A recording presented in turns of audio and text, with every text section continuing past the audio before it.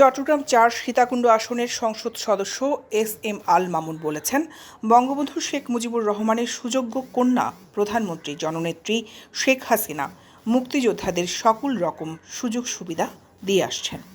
তিনি ক্ষমতায় আসার পর থেকে মুক্তিযোদ্ধাদের ভাতার ব্যবস্থা করেছেন। মুক্তিযোদ্ধারা জীবন বাজি রেখে দেশের জন্য, জনগণের জন্য, স্বাধীনতার জন্য বাংলার বীর লড়াকু সৈনিকরা দেশ স্বাধীন করতে যুদ্ধে ঝাঁপিয়ে পড়েছিলেন।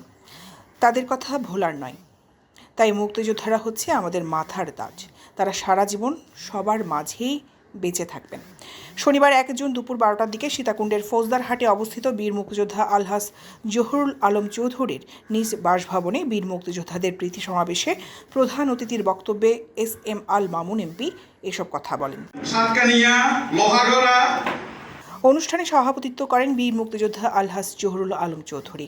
বীর মুক্তিযোদ্ধা আবু নাসিরের সঞ্চালনায় এতে বিশেষ অতিথি ছিলেন নবনির্বাচিত সীতাকুণ্ড উপজেলা পরিষদ চেয়ারম্যান আরিফুল আলম রাজু, উপজেলা নির্বাহী officer K M. Rafiqul Islam, Sitakunda model থানার OC Mohammad Kamal Uddin, vice chairman Golam Mohiuddin, মহিলা ভাইস চেয়ারম্যান শাহিনুর আক্তার বিউটি ও স্থানীয় ইউপি চেয়ারম্যান সালাউদ্দিন আজিজ। বীর মুক্তিযোদ্ধা আলহাজ জহুরুল আলম চৌধুরীর উদ্যোগে আয়োজিত অনুষ্ঠানের শুরুতে প্রধান অতিথি এস.এম. আল মামুনকে পুষ্পমাল্য দিয়ে বরণের পাশাপাশি চট্টগ্রামের বিভিন্ন উপজেলা থেকে আগত চট্টগ্রাম জেলা কমান্ডের বীর মুক্তিযোদ্ধা নেতৃবৃন্দগণ প্রধান অতিথির হাতে সম্মাননা ক্রেস্ট তুলে দেন।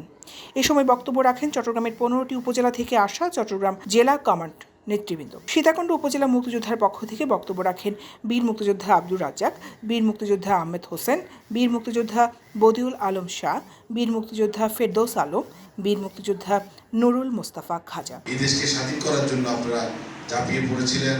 সকল মুক্তিযোদ্ধাবৃন্দ এবং উপস্থিত সকলকে সালাম জানাই। আসসালামু আলাইকুম ওয়া রাহমাতুল্লাহি ওয়া বারাকাতুহু। দৈনিক আজাদী নিউজ ডেস্ক।